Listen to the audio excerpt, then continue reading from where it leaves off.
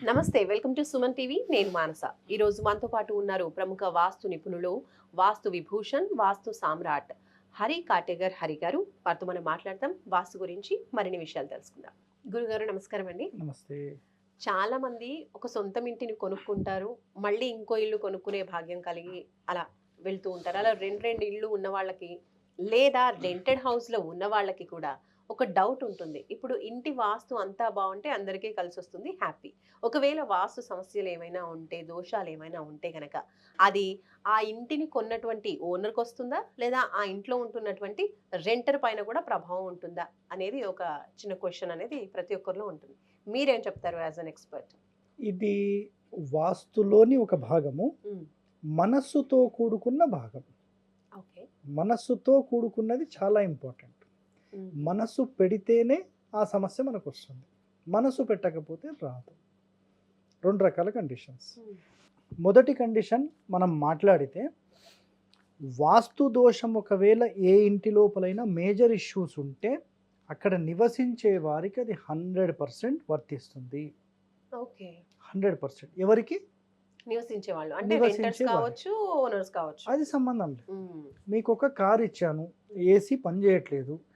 AC పని చేయకపోతే గాలి చెమట మీకు వస్తుందా, ఓనర్కి వస్తుందా? అందులో ఉన్న వాళ్ళకి. ఉన్న వాళ్ళకి. Correct. సో అక్కడ ఎవరైతే ఉంటారో వాళ్లకు మాత్రమే ఇదంతా వర్తిస్తుంది. ఓకే. ఇది 100%. బట్ ఓనర్ మనసు అక్కడ ఉంటే అతనికి వర్తించడం ఎక్కువగా జరుగుతుంది. మనస్సు అంటే, నేను ఇప్పుడు సింపుల్గా మీకు ఒక ఎగ్జాంపుల్ చెప్తాను, ఎందుకంటే ఎగ్జాంపుల్స్లోనే చాలామంది ప్రేక్షకులకు అర్థమవుతుంది. మీకు ఒక 2 పిల్లలు. ఆ 2 పిల్లలలో ఒకళ్ళేమో వేరే ఎవరినో పెంచుకుంటున్నారు, ఒకళ్ళు సొంత పిల్లోడు. సొంత పిల్లోని నేను గట్టి కొట్టాను, మీ రెస్పాన్స్ ఏంటి? మీ ఫేస్ ఎక్స్ప్రెషన్స్ ఏంటి? కోపం వస్తుంది. రైట్. రెండోడిని కొట్టాను, ఎవరో బయట తెచ్చుకొని పెంచుకుంటున్నారు. ఇప్పుడు మీ ఎక్స్ప్రెషన్స్ ఏంటి? అంత ఎక్కువ కోపం ఉండదు. రైట్. ఎవరినో కొట్టాను, కామన్, ఇంకా నార్మల్. అసలు పట్టించుకోరు మీరు.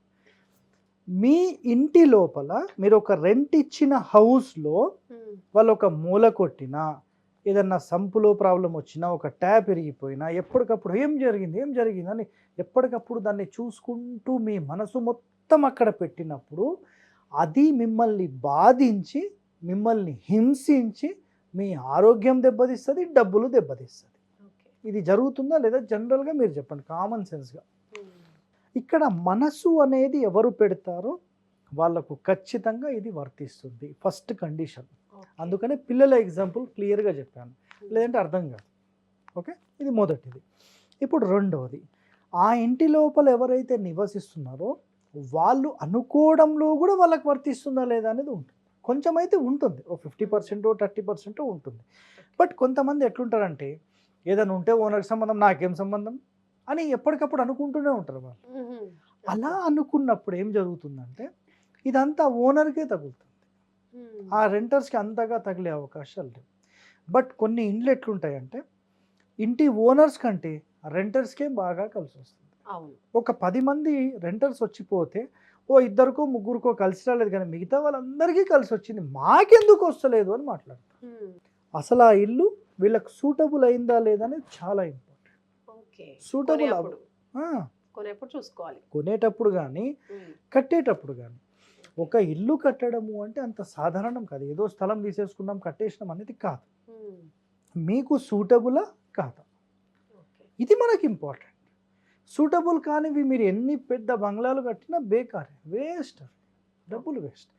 మీ యొక్క పేరు ప్రకారం, మీ నక్షత్రానికి అనుకూలమైన ఫేసింగ్ ప్రకారం, ఏ ఖండం ప్రకారం, ఏ ఇల్లు ప్రకారం, ఇవన్నీ చూసుకొని మీరు కడితే మీరు ఉన్నన్ని రోజులు అది మీకు సూపర్గా యోగిస్తుంది. ఇది దీనిలోని అంతరార్థం. మరి ఒకే ఇల్లు ఆ ఫ్యామిలీలో ఉండే వాళ్ళందరికీ వర్తిస్తుందా? 100% వర్తించాలి. దానికి సంబంధించిన డీటెయిల్స్ కూడా మళ్ళీ ఒక ఎపిసోడ్లో చేసుకుందాం మనం. సో ఇందులో అయితే ఎవరైతే ఆ ఇంటి లోపల ఉంటారో దోషాలు అనేవి 100% వాళ్ళకే వర్తిస్తాయి. బట్ వాళ్ళు అనుకునే విధానంలో అది ఉంటుంది. ఒకవేళ అదే ఇంట్లో ఓనర్ ఉన్నాడు, రెంటర్ ఉన్నాడు, మరి ఎవరికి వర్తిస్తుంది? సో ఇప్పుడు మీరు చెప్పిన దాంట్లో గతంలో మనం ఒక ఎపిసోడ్ చేసాం. ఓనర్ కింద ఉండి రెంటర్ పైన ఉంటే ఆ ఓనర్, చాలామంది ఓనర్స్ నాకు కాంటాక్ట్ చేశారు, సార్ మా ఇంట్లో వచ్చిన వాళ్ళందరికీ బాగుంది, మరి మాకెందుకు బాగాలేదు నాకు అర్థమే కాదు అని చెప్పారు. ఎస్. సో అప్పుడు నేను ఒక క్వశ్చన్ వేస్తాను, సార్ మీరు ఫస్ట్ గ్రౌండ్ ఫ్లోర్ కట్టి తర్వాత ఫస్ట్ ఫ్లోర్ కట్టారా అని అడుగుతాను. అవునండి అని చెప్తారు. మీరు పైకి వెళ్ళిపోయి వాళ్ళని కిందకి పెట్టేసేయండి, వాళ్ళకు బాగానే ఉంటుంది. ఎందుకంటే వాళ్ళు ఇనీషియల్గా ఇప్పుడే ఎక్కడికి వచ్చారు కాబట్టి దానికి అట్లా అలవాటు అయిపోతారు, కాబట్టి ప్రాబ్లం లేదు. వీళ్ళు ఎప్పుడైతే ఉన్నత స్థానంలోకి వెళ్ళిపోయారో ఆటోమేటిక్ గ్రోత్ అయిపోతుంది. ఈ విధంగా చేస్తే ఇన్స్టెంట్ వాళ్ళకి రిజల్ట్ అనేది వస్తుంది.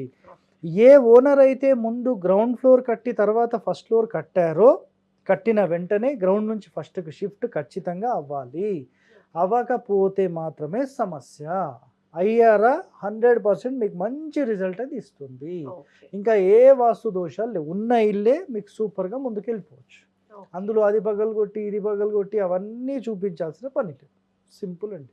ఓకే.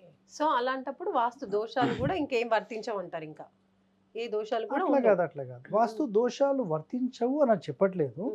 గ్రౌండ్లో ఉన్నప్పుడు వాళ్ళు బాగున్నారు, ఓకే, పైన ఇల్లు కట్టిన తర్వాత డౌన్ అయిపోయారు. సింపుల్గా పైన అలాగే కట్టేసేసి వెళ్ళిపోతే అయిపోయింది. కట్టేటప్పుడు ఇంకా కొంచెం ఏమైనా బెటర్మెంట్ కోసం మీరు ఏమైనా ప్రయత్నం చేస్తున్నారు అంటే కనుక ఒక మంచి ప్రొఫెషనల్ పిలిపించేసి మొత్తం కొలతలన్నీ వేసి దానికి ఆయం వస్తుందా రాదా, ఏమైనా క్యాలిక్యులేషన్స్ ఏమైనా చేయొచ్చా లేదా అన్ని చూసుకొని చేస్తే అయిపోయింది, సింపుల్. ఇప్పుడు మీరు ఇందాక అన్నారు ఓనర్ అండ్ రెంటర్ ఇద్దరు ఒకే ఇంట్లో ఉంటున్నారు, అప్పుడు ఎవరికి వర్తిస్తుంది? అప్పుడు ఎవరిపైన ఎక్కువ ప్రభావం ఉంటుంది? ఓనర్ మీదనే ప్రభావం. ఎందుకు? రెంటర్కి సంబంధం ఏముంటుందంటే వస్తాడు, రెంట్ ఇచ్చేస్తాడు. నేనేమన్నా ఓనరా, నేను ఉంటాను వెళ్ళిపోతాను ఏమన్నా ఓనర్కే చెప్పుకుంటుంటాడు, సార్ నీళ్ళు రావట్లేదు, సార్ పైన నీళ్ళు అయిపోయినాయి, ఇక్కడ గలీజ్ ఉంది, అన్ని ఓనర్కే చెప్తాడు, ఏదో పనులాగా. అట్లాంటి పరిస్థితి అయిపోతుంది అనమాట. అది అంతే ఉంటుంది. రైట్, థ్యాంక్ యూ అండి. ఎగ్జాంపుల్స్ సహా చాలా క్లియర్గా ఎక్స్ప్లెయిన్ చేశారు. చూస్తున్నారు కదా, వాస్తు ఇప్పుడు ఏమైనా వాస్తు దోషాలు ఉంటే కనుక ఇంట్లో ఓనర్కి వర్తిస్తుందా లేదంటే రెంటర్కి వర్తిస్తుందా అన్నప్పుడు ఎవరు ఉంటే వాళ్ళకి అది ఎక్కువగా వర్తిస్తుంది అండ్ ఎక్కువగా ప్రభావం కూడా ఓనర్ పైనే ఉంటుందని మనకు తెలియజేస్తున్నారు. సో ఇటువంటి వాస్తుకు సంబంధించి మీకేమైనా పరిష్కారాలు తెలుసుకోవాలనుకున్నా, ఏమైనా సందేహాలు ఉన్నా కూడా మీరు స్క్రీన్పై కనిపించే నెంబర్స్కి కాల్ చేసి పర్సనల్ అపాయింట్మెంట్ తీసుకొని కూడా గురుగారి నుంచి మీరు పరిష్కారం పొందొచ్చు. మరొక మంచి వీడియోతో మళ్ళీ మనం కలుసుకుందాం. నమస్కారం.